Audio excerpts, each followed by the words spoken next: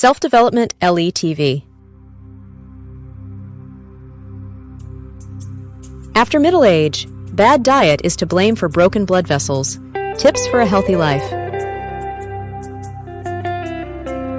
As you enter middle age and beyond, it's important to pay attention to your vascular health. According to data from the Office for National Statistics, vascular-related diseases are consistently among the top 10 causes of death.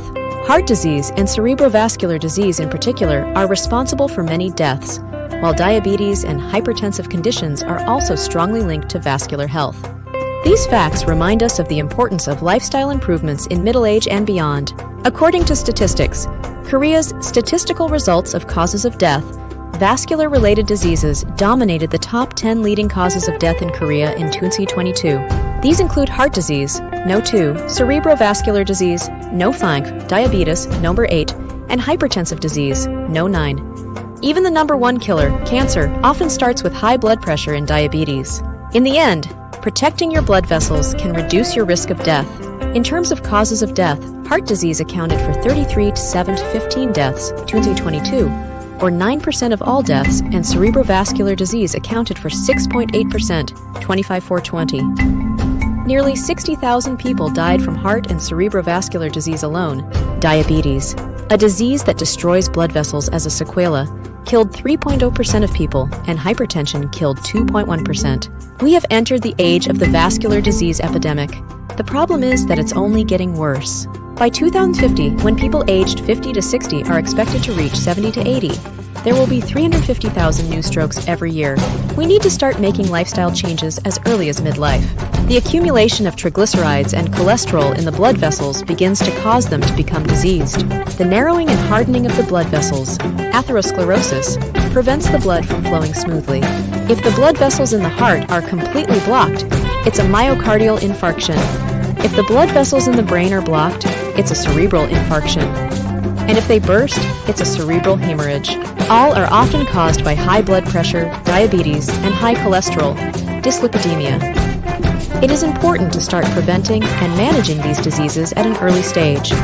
Hyperlipidemia, dyslipidemia, is characterized by hypercholesterolemia, hypertriglyceridemia, and low high-density lipoprotein, HDL cholesterol.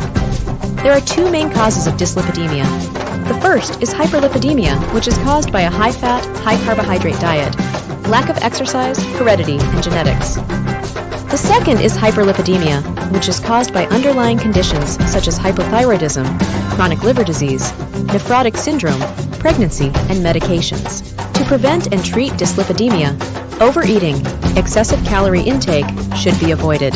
Reduce saturated fatty acids and high cholesterol foods, such as red meat, and replace carbohydrate foods such as bread, noodles, and rice with whole grains. The CDC's cardiovascular prevention guidelines recommend whole grains and beans. Vegetables and seaweed, which are high in fiber, also reduce triglycerides in the body. Quitting smoking is essential. Smokers with hyperlipidemia have a 4 to 6 times increased risk of myocardial infarction. Aerobic exercise, such as walking, swimming, and cycling, lowers cholesterol and triglyceride levels and increases good high-density HDL cholesterol. For people with high blood pressure, diabetes, and high cholesterol, dyslipidemia, it is important to have regular checkups to monitor the progression of cardiocerebrovascular disease. Therefore, a healthy diet, adequate exercise, and smoking cessation are necessary to maintain healthy blood vessels and improve quality of life in middle age and beyond. Dietary modification and regular health checkups are important for the prevention and treatment of dyslipidemia. Together, these efforts will help you maintain healthy blood vessels and enjoy a better quality of life. Source: comedy.com, Kim Young. Thanks for whack thing.